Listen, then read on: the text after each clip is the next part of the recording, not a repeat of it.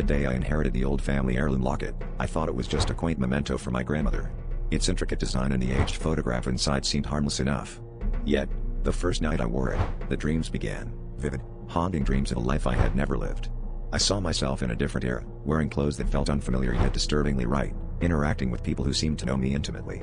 Every detail was so clear, so real, that I woke up drenched in sweat, my heart pounding. As days turned into weeks, these visions started bleeding into my waking life. I would be going about my daily routine when suddenly, I'd be overwhelmed by a flood of memories that weren't mine. I recalled places I had never been, faces I had never seen, and a sorrow that seemed to belong to someone else. The locket felt heavier around my neck, as if it were anchoring me to these foreign recollections. I tried to take it off, but my fingers would freeze every time I reached for the clasp, a cold dread paralyzing me.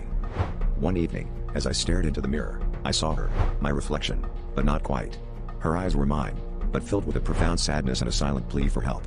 She mouthed words that I couldn't hear, but the message was clear: I needed to find out who she was.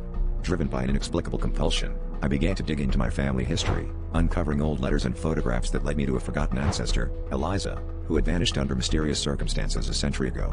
The locket had been hers, a cherished keepsake passed down through generations. The climax came when I found her diary, hidden away in a dusty attic. As I read her final, desperate entries, the room grew colder, and shadows crept in from the corners. Eliza had been trapped in an abusive marriage, her only solace the locket that now hung around my neck. Her final entry revealed a dark ritual she performed, binding her spirit to the locket in hopes of finding justice. Just as I finished reading, the mirror shattered, and I saw her standing behind me, her eyes filled with a chilling resolve. In that moment, I realized her memories were now mine, and her quest for vengeance had only just begun.